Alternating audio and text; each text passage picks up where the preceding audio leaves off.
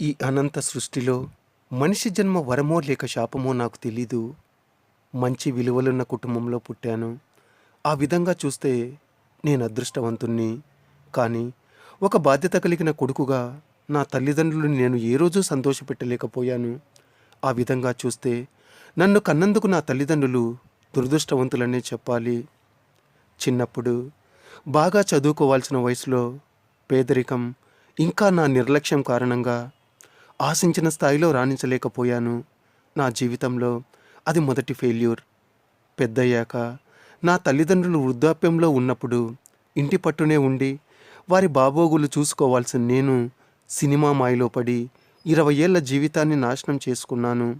నా జీవితంలో అది రెండో ఫెయిల్యూర్. ఎంత అజ్ఞానికైనా ఏదో ఒక రోజు జ్ఞాననేత్రం అనేది విచ్చుకుంటుంది.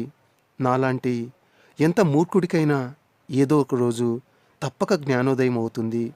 అయి తీరాలి. రామపాదం తాకి రాయి అహల్య అయినట్లు అనుకోకుండా మా ఊరు వచ్చిన నేను, మా అమ్మా నాన్నలు తమ జీవిత చరమాంకంలో తిరుగాడిన నేలను తాకి మళ్ళీ మనిషినయ్యాను. ఏడాది పాటు కష్టపడి లోన్లు ఇప్పించి మిత్రుడు సీనయ్య చేసిన సహాయంతో మా ఊర్లో శిథిలావస్థలో ఉన్న మా ఇంటిని ఇలా అందంగా తయారు చేసుకున్నాను. నా జీవితంలో ఇది నా మొదటి సక్సెస్.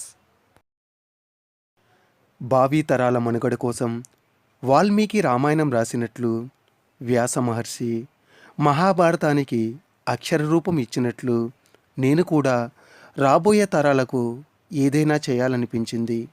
బహుశా ఇది నా జీవితంలో అతిపెద్ద సక్సెస్ కావచ్చు.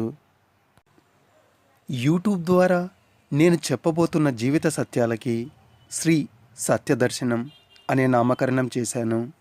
వీలున్నప్పుడల్లా 5-6 జీవిత సత్యాలతో ఒక వీడియో చేయాలనేది నా సంకల్పం.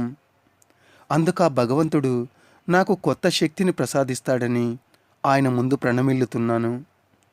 మీ శ్రీ వెంకట్, చెన్నూరు మండలం, కడప జిల్లా.